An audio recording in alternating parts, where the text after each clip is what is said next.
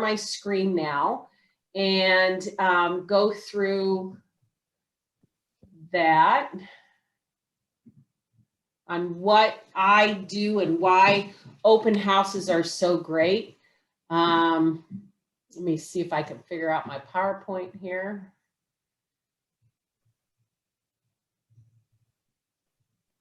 Oh, cancel that. I was so close to having everything done and ready to go. Sorry, guys. So the reason I like doing open houses is to generate for buyers and sellers. A lot of times, like I did one a couple weeks ago in Delaware, and I had 2 buyers that were already committed to working with agents, but one buyer / seller came through just to check out what the neighborhood was selling for. And so, you know, following up with her is a great way to get listings in that particular neighborhood. So don't be surprised if somebody comes in and they're not looking to buy, they're looking to sell. It's one of those questions that you need to ask while you're there. This is easy way to grow your business. Just the main goal for you at every open house is just to get that connection and make that connection on the buyer side. My best practices for open houses is what I typically do is I find the right open house. I'm not going to hold something open that's 100 to 200 unless it's my particular listing, or I'll give those away to somebody else. And the reason I don't is because I don't want to work with that price point. It just doesn't make sense financially for me in this market to do that. Now, if it's a listing, it's one thing, but if it's a buyer, selling a buyer $100,000 house does not make me a lot of money. So it's counterproductive. So I like to pick open houses that have big numbers. I like to pick open houses where you have very few signs going into the street, because the more buyers have to, if they're drive-by, they're not going to come all the way back. You've got to have way too many signs. So I have kind of like a 6-sign rule. So if it takes me more than 3 turns into the neighborhood, and then I have signs on either of the corners. Now, do you guys all have the ability to get open house arrow signs and everything, all those set? You know, obviously we can get you contacts if you need a sign person for that. When I do an open house, I like to set a goal for myself, and I usually like to set a goal to get 1 or 2 buyers. It just depends on where the house is located. And a lot of times you've got to, you know, prepare and know the neighborhood before you actually go into that open house. You want to make sure that you know what the neighbor's house sold for, because if a neighbor comes in and starts chatting you up, they're going to want to know what the market is like. So always pull the comps, find out if there's any other houses for sale in the neighborhood, because you may be able to switch them over to something else. Somebody may come in and say, hey, I'm looking for a 1st floor master. This may not be that house, but you can say, oh, I know one down the street. Do you want to set up an appointment to take a look at it? Always try and get a second appointment while you're at the open house. The other thing that I like to do, oh yeah, I got to forewarn you about the Telephone Consumer Act. If they fill out a form and they don't want you calling them, it's easy to ask if they're okay with you following up with them. And give them an excuse. Say, hey, I've got some great lenders. Can I send them to you? I've got more information on a house down the street. Would it be okay if I called you and gave you an update, etc.? Now, they have a whole program here for what you want to do. I usually like to pick my house between Monday and Tuesday, because I know that then I can start preparing for that. On Wednesday or Thursday, I like to do social posts. And the way I do my social post is, I know you can send it out to everybody in and around there, but let me escape out of this real quick. I want to go to my command, because when I do a social post for campaigns, and this was a Kim Buckner trick she taught me. When you do a social post, have you guys all kind of understand how to do the post from command? Maureen, you may not be able to because you're not on command. Right. Has anybody done a social media post announcing their open house? No. Okay. So Yeah. let's go in and create a new campaign. Now, I always go in and I do a paid ad, and I want to advertise a listing. And I want to go Facebook and Twitter is what I normally do. All right, so my Twitter's not working, but Instagram.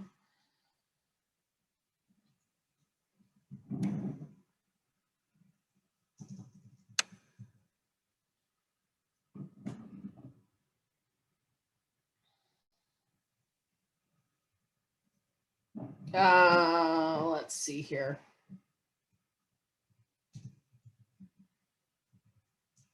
This is a closed listing, so we'll just.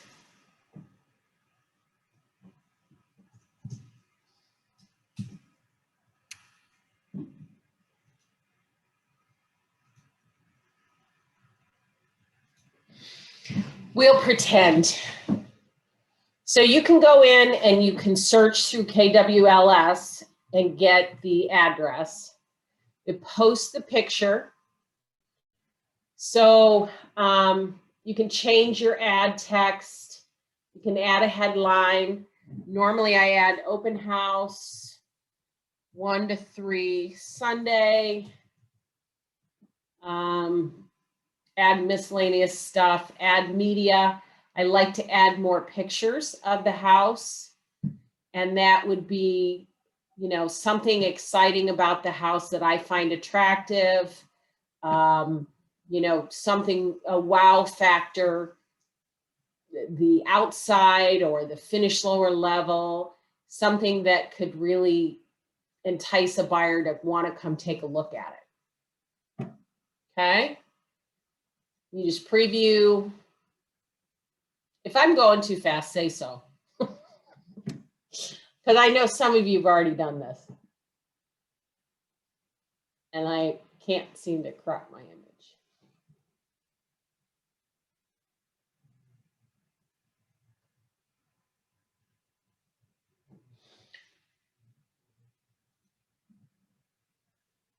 So I load the images up and I add a little bit of stuff, and then it rotates here so that people can log in and look at this.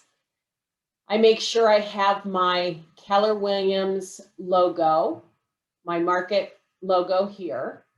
I can include my owner statement, which is independently owned, et cetera, et cetera. My Facebook ad, this is where you go into your Facebook, you select your page. Now you each should have your own business Facebook page. You cannot use your personal Facebook page to sell advertising. So you have to make sure it's in your business Facebook page. Does everybody have one or no? So I make sure it goes there. I have, normally what I do for this is I tie it in to a landing page because I want them to log in. So I'm going to tie it to my Heathgate property landing page. So it's right there. So this is what is kind of critical. And this is what I learned from Kim Buckner. I want to use custom settings. and I want to target, but I don't want to target New Albany, Ohio. What I do is I add my target audience within 20 miles. I'm going to add interest. And my add interest is Zillow and Zillow Premier. I get 3 choices of interest here. Now you can do a neighborhood, you can send it out to your own sphere, you can do all that. But if I'm looking for buyers, and then the other one I do is realtor.com, because I know those people are looking for houses. And I save that, then I choose my budget. And a lot of times what's happening with open houses right now is I don't have a week to promote these. So I don't spend a ton of money on these, and I usually distribute evenly. And I usually take it down so it advertises the open house from Thursday through Sunday. And I don't spend more than $5, $10 advertising that open house. And then when a lead comes in, it gives me a little bubble up here and I can check and see what those leads were. Okay. Any questions? Okay. So that's one way that I promote my open house. And your team, you guys will have team rules on what you're doing and everything. But if you're an independent agent and you're allowed to publish somebody else's listing in the Facebook page for yourself. So just get permission from the listing agent. But if you're holding that house open, the more interest you can generate from wherever, the better off your open house is going to be. Because a lot of people see that open house from Zillow and realtor.com. And there are very few drive-bys anymore because people, you know, once in a while you'll get some if you're on a busier road where people will be driving by and they'll just stop for no reason. Okay. So on Saturday, they suggest you door knock. I have never door knocked in my life. I don't think I'm going to start, but I never say never. So, yeah, you can door knock all you want. Just leave them information, but yeah, it's just not my flavor. Some people do it, I don't. All right, so let's go back to where we were. Any questions so far? Obviously no. Okay.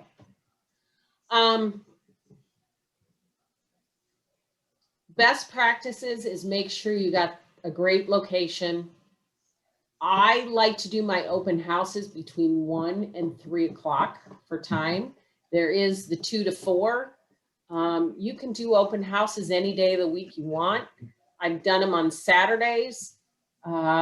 Springtime on Saturdays is not always the best time, but you will get people who drive by because they're on their way to a sporting event or somewhere like that. If you're near a school or a park, the house is, sometimes you may want to consider that because they will, you know, parents will be flying by to soccer or wherever, and they may stop on the way home or afterwards. And sometimes those are the best open houses because you don't get a ton of traffic and you have an opportunity to kind of relate to people a little bit better. Once again, the traffic patterns, those are, like I said, you want to make sure you've got enough parking for people. You want to make sure you're not on a like tremendously busy road where you have to like almost die putting up signs because You know, there've been a few close calls. Also, just so you know, in certain neighborhoods and or certain zip codes like Jefferson Township, you cannot put up signs like 24 hours before, and you cannot leave them up afterwards. You've got to make sure that you put the signs out maybe a couple hours before, and that's only in Jefferson Township. There's a few other communities that you can put up the sign in the morning of the open house, let people drive by it for a while, and then go back and, you know, pick them up. Make sure you pick them up afterwards, because sometimes they take your signs. Sometimes kids knock your signs down, your arrow signs. I've had Jefferson Township pick up a few of my signs, and I've had to pay for them. It's cost me $20 to get them back. It's like sign jail. So just kind of keep that in mind. Just make sure that you check with, you know, whoever the listing is, or if it's yours, just check with the sellers on if there's any kind of rules or regulations that they need to keep under consideration. Okay. Door knocking. Everybody likes to door knock. I don't. We can just pass over that one. We talked about a social campaign and how to get it set up. So once you've got your open house established, and prep time about an hour before you get to your open house, you want to make sure that you have your MLS sheets. I like to have the agent to agent remarks. I like to call the agent before the open house and touch base with them if it's not my listing, to make sure that there are no offers on the table. With the market being the way it is right now, people are making offers or they're leaving the house until the open house is completed. So just check with the selling agent or check with the seller to make sure they're still good for the open house, because sometimes they cancel, somebody might be sick, etc. I print the MLS sheet, and I also have these printed out and ready to go. I like these because then they can fill them out while they're standing there in the open house, and I can get their name, their address. This is huge. I always ask this question: are you working with another agent? Because I want to know if they're committed to working with somebody else, because I am not going to spend a ton of time with them at that open house or following up with them. If I know the agent, I'll send them a text and I'll say, hey, your buyers, Bobby and Sue, were here looking at this open house. Can you follow up with them just to see if they have any further interest in the house, etc. I asked for the best email and their phone number. I always have this information on there so I know for sure what house they came through, because normally if they came through this listing, then I can match them to something else. So I can always keep an eye out for a particular property if something else new comes in with that similar style. And the date's important too, so I know, you know, just kind of keep track with that. Any questions? Yes. Yes, ma'am. Yes. Hi. Hi. I think I missed something. So I have several questions. Okay.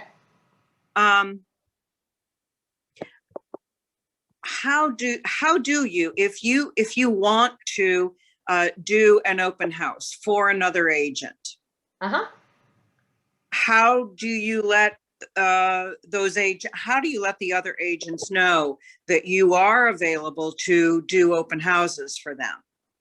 Well, first of all, I pick up the phone and I call them and I say, hey, I am, I'd love to hold this house open. It looks like a great one.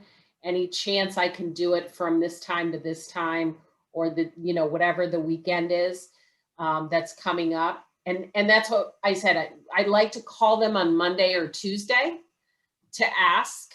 And a lot of times what I'll do is I will post something on our inter-office, whatever. Align yourself, Maureen, with an agent that's working in a neighborhood that has a listing in your neighborhood that you want to work, or a price point that you want to work in. You know, I know you guys have some different interfacing going on at Exit, right? You're at Exit or Emerge? Excel? Yeah. Oh, if you're at Excel, go talk to Julie Wills. Julie's got some listings. No, Okay. I'm serious. Yeah, All right. just talk to the, Yeah. yeah, So you just call her and say, yeah. And you know how to search on the internet for the listings, correct? would you repeat that? Do you know how to search on your MLS to find out what listings your office has? No. Okay. Does anyone know how to do it? Because I'll show you if you need me to. Okay. So in your multiple list, you have your search, and there's a category called office listings. So these are all the listings that are within Capital Partners. So you, Maureen, would have yours at Excel, and you would be able to pull up what that is. Then I like to search by price point. Right. And see who's got a price that I'd like to work in. Right. Or an area, even if it's a particular school district. Mm-hmm. So you can search in that as well. So the other agent, the agent who is the listing agent, would theoretically let you do that open house because they don't want to do it, or Yeah, I mean, it makes sense to have somebody other than the listing agent in the open house, because you can represent the buyers better for that house, because you're trying to gain buyers. That's really all you're trying to do with an open house. Yeah, we can make the seller happy by doing an open house, but buyers are the goal here. Buyers are the connection that's going to help you sell a house. And right. sometimes it gets to be a gray line when a seller's agent is representing the seller, and then they get a buyer through an open house, and that 1% chance they want to make an offer on that house, it puts that listing agent in a weird, uncomfortable position. And some agents don't like to be there. I see. I see. Oh, that clarifies a lot. The other question I have, if I may, is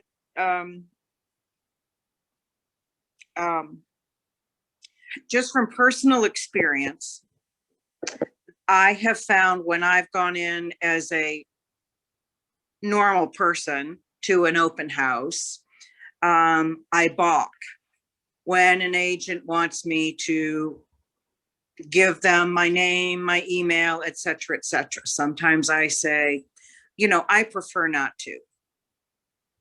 I'm just looking. Well, that's totally fine that you're just looking, Maureen, but the sellers right now want to know who's been in their house. Obviously, with the conditions that have gone on in this country with COVID and everything else, they want to make sure that they know who's been in their house. And it's a courtesy. And if you've been in other open houses, I mean, this is the standard protocol. I promise I will not contact you, and I will not call you if you do not want me to, but I do need to tell the seller who's been in their home. So that right now is one strategy you have for when. It's the only strategy I've ever used. I've always said, not the condition with COVID, but I always say, this is a request from my seller that I get the information from you. I won't call you if you don't want me to, and I won't send you any emails. I just need to know who's in the house. And in the home. Mhm. Okay. Okay. That, Okay. thank. No problem. All right. So, where were we? We were about an hour before the open house. I have the MLS sheet printed out. I have both. And I do like 10 or 15 buyer sheets from the MLS. We'll go back here real quick. So I print off, we'll just pick a listing here.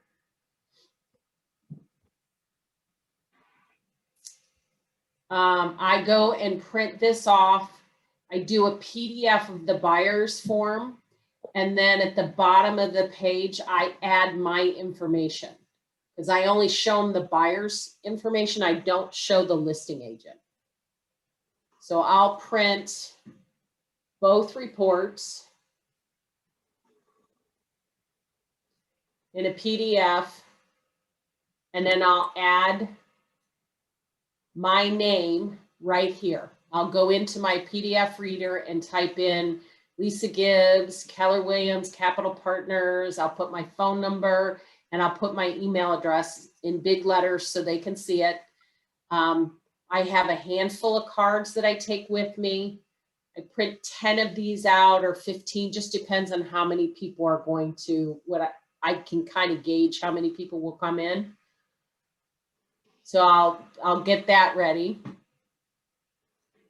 I take with me in my little bag of tricks, besides pens, you want pens, you want the open house sign-in sheet, and it doesn't matter what kind of sign-in sheet you use.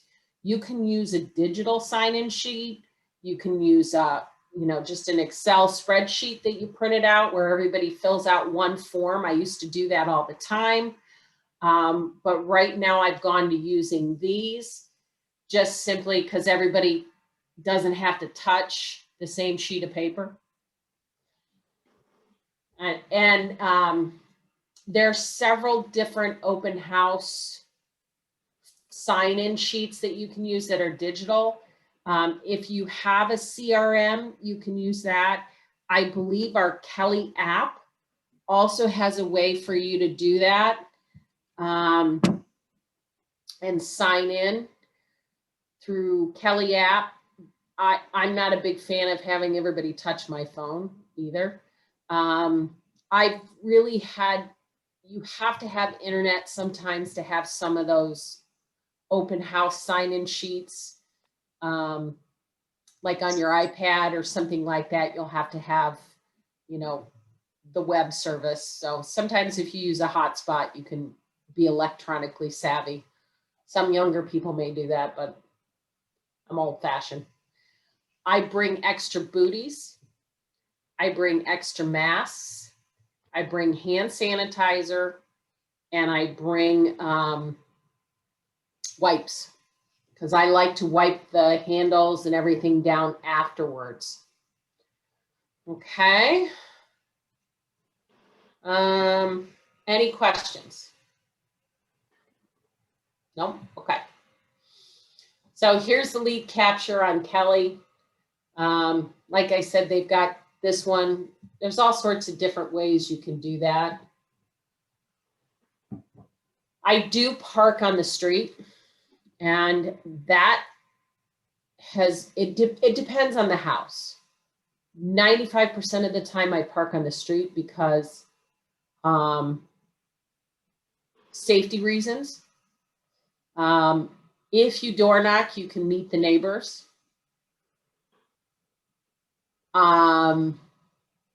Make sure your cell phone is charged because I've gotten there and sometimes it's dead.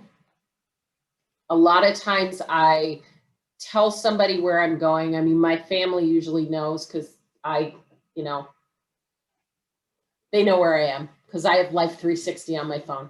But anyways, so have an escape route. I don't like to be parked in by somebody. It's just my own weird little way. It's the same thing when I'm showing houses. Especially if I'm meeting somebody that I don't know that well. I will tell you a story. I've had very few incidences where I felt uncomfortable. And when I feel uncomfortable, I have called somebody while I'm on the phone and leave that phone on. I've had a male agent come over to an open house that I didn't feel comfortable in and that somebody wouldn't leave.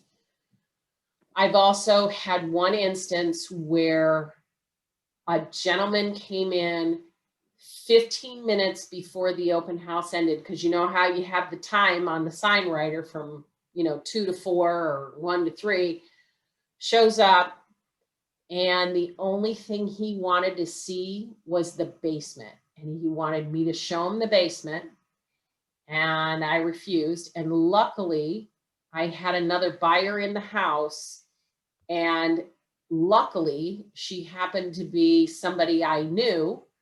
And I asked her to stay until this guy left the house.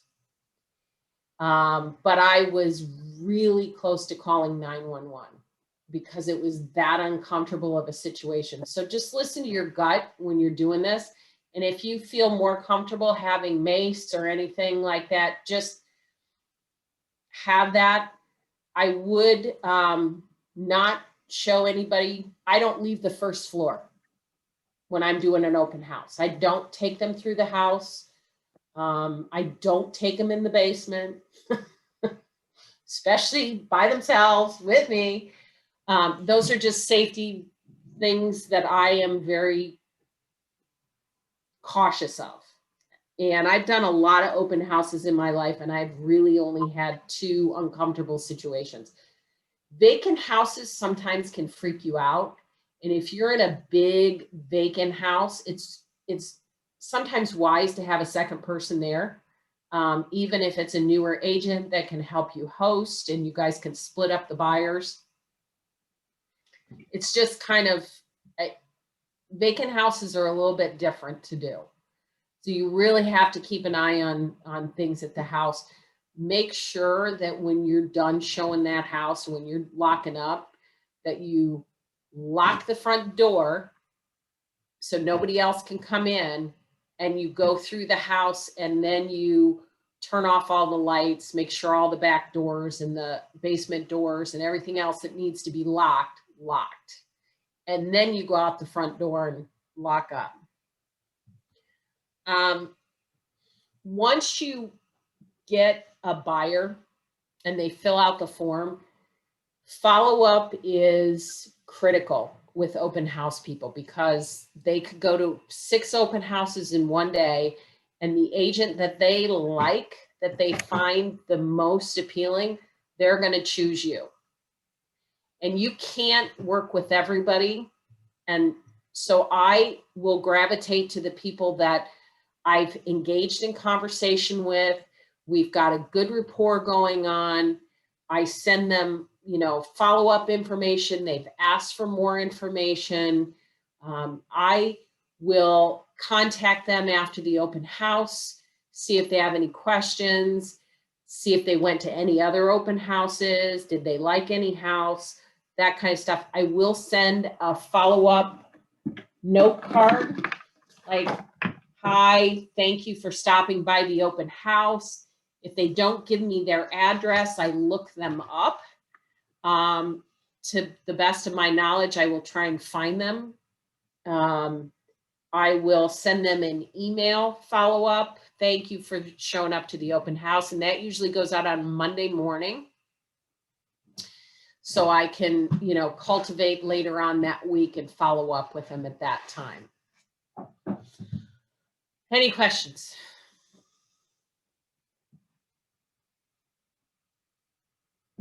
Nope. So there's all sorts of different techniques that you can do for an open house. Um, I don't host a speaker, but I've had lenders come to an open house. That's another great idea if you feel uncomfortable doing a particular area or a particular house that might be vacant. Have a lender, one of your preferred lenders, join you. That's always good. Then they can pre-qualify people while they're there. Some people I know, and I used to do this where I had cookies and waters and everything else, but with COVID,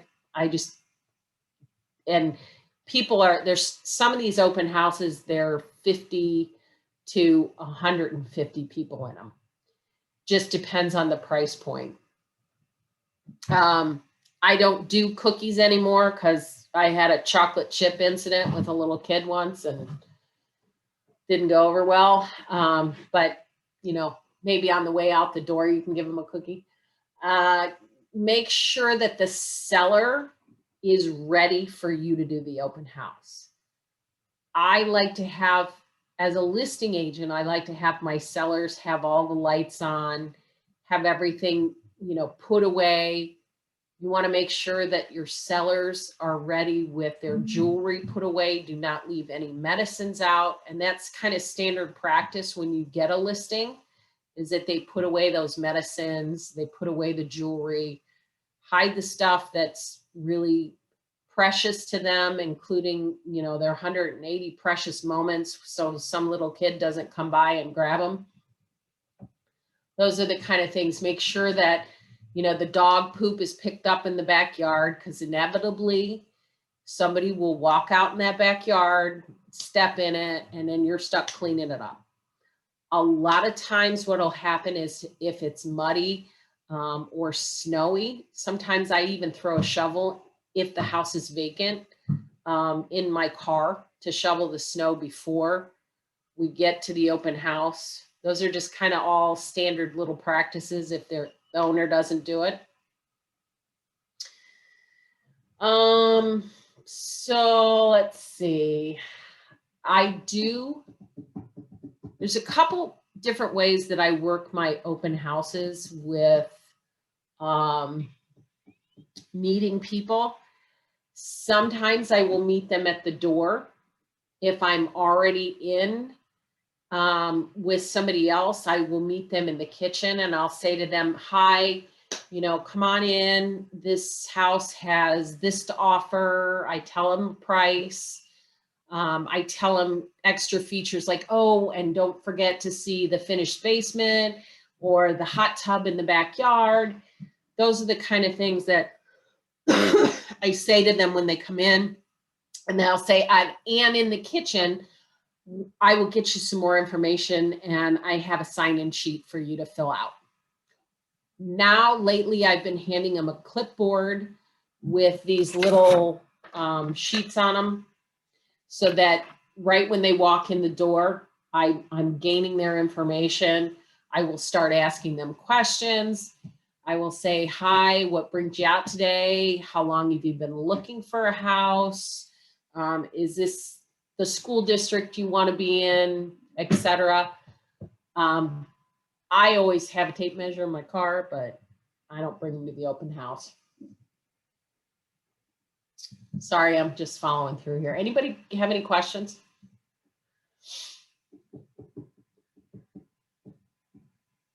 So, we talked about after the open house, but once the open house is done, on top of getting all the lights, I take a hand sanitizer and I wipe off the hand railing, I wipe off the lights. I just make sure all that's taken care of for the seller so they feel comfortable coming back into their house, because it can be overwhelming sometimes to have a lot of people in an open house. My perfect open house is where I have 5 to 7 people, 5 to 7 groups of people come in over a sporadic time period, every 15, 10 minutes, so I can talk to each and every one of them and usually gain their trust and try and gain them as a client.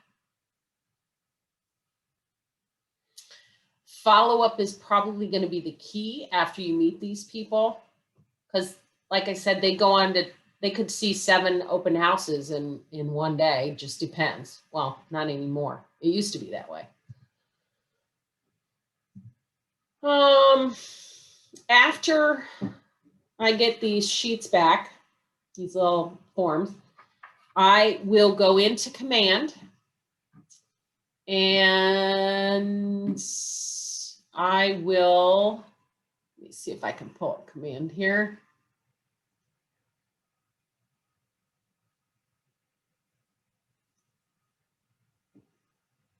Give me a second to sign in. Y'all know how to put in contacts, right?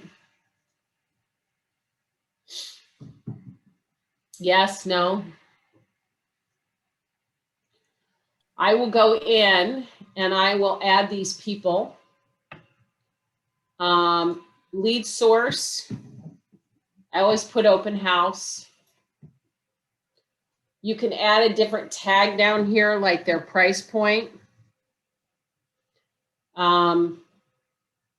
As well, if you're going to work with them, add to a lead source and then add them in, and that way it helps you. And obviously you can add smart plans. I'm still working through my leads and my smart plans, and I'm a little command challenged myself, so don't ask. Anyway, so then there's that.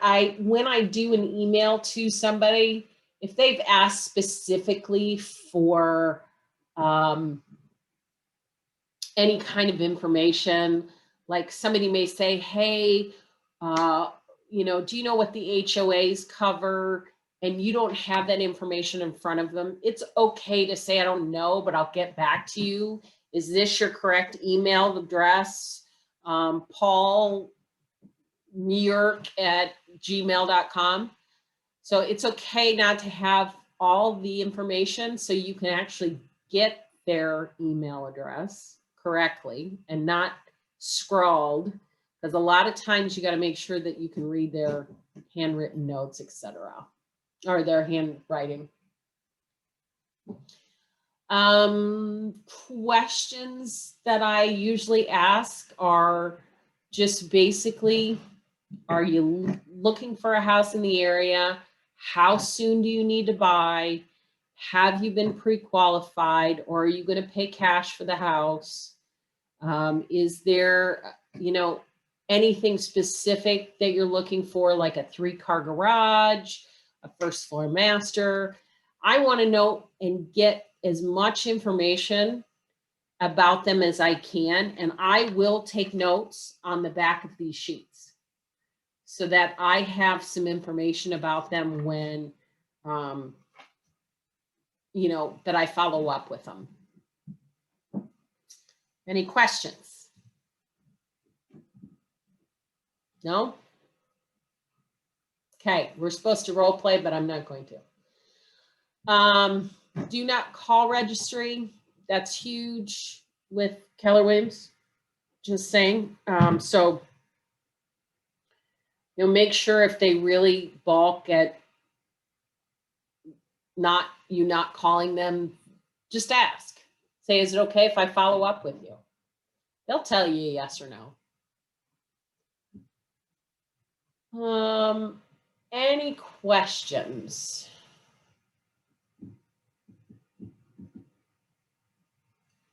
If you guys are uncomfortable with doing open houses, I would highly suggest that you work with somebody first, and go with them on an open house. They'll say, yeah, come on and help me. This house is $300,000 and it's in a popular area, and it'd be great if I had somebody else to help me and kind of flow traffic. With COVID right now, I tend to guide people. I'm almost like a little traffic control person because with the way things have been, I will have sometimes only 2 or 3 groups in the house, and I will guide them like, okay, they're upstairs. I need you to go through the dining room, through the kitchen, and then see the master on the first floor. And then you can go upstairs and see the rest. Or I'll say, there's somebody in the basement. Can you just go upstairs first, etc. It's just standard practice right now, and everybody's really comfortable with following the rules. Everybody's really comfortable with following the rules and filling out those forms as well. But that's about it for open houses. They're pretty simple. They're cheap. You don't have to spend a lot of money. And yes, Maureen, you've got your hand raised. What's your question?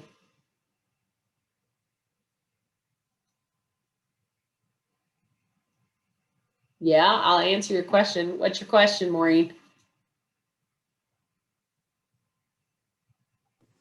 How do you handle the situation where you get to the open house and the seller says, oh, I'm staying?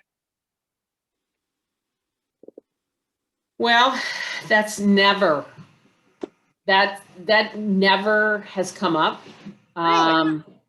Yeah, it's just, that's the listing agent's job to educate them that they should not be in their house while it's being shown. Yeah, Okay. you know, there's been a few situations where if the seller's that uncomfortable with having somebody in their home, they're not going to agree to do an open house. I see. I see. And in this situation during COVID, have you ever had to act, not let a group in the front door, like until the other people in the house exit? Yeah. Yeah. I just hand them that form and a clipboard and I say, okay, you're next in line. Okay. Can you just wait? We've got too many people in here right now. So if you can just wait till this couple leaves. I did an open house in Westerville like that. And it was, I mean, people were just lined up. Oh, It gets crazy sometimes, but everybody is really easy to follow the rules. And, you know, if they don't have a mask, that's why I say have a mask, because sometimes people forget and sure. they're driving down the street, but just Sure. have it ready and you'll be fine. Thanks. Thanks so much. Anybody else with questions? How do you handle a situation if they're just like, I'm not going to wear a mask? Well, then they're going to have to work with an agent that is willing to let them in, but the sellers are requesting that you wear a mask. I've never had that happen, to tell you the honest truth. Now, I haven't done any open houses in a few of these outlying areas like Utica. They get a little crazy up there. But yeah, no, I've never had anybody not wear a mask. And especially if you have one on, then they feel really obligated to wear a mask.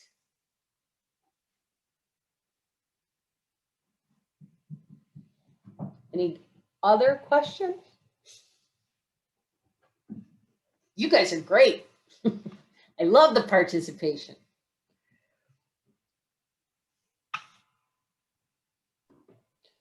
Thank you. Thank you so much. You're welcome. Sorry to interrupt you.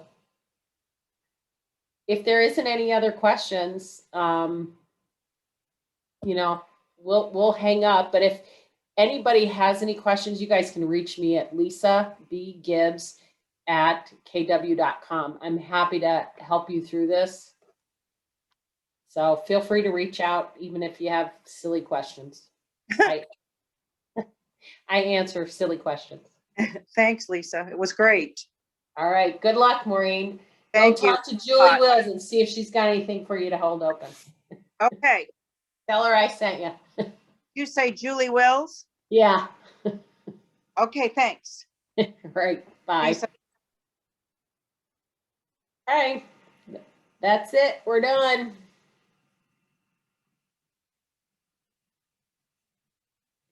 Go make some money, everybody.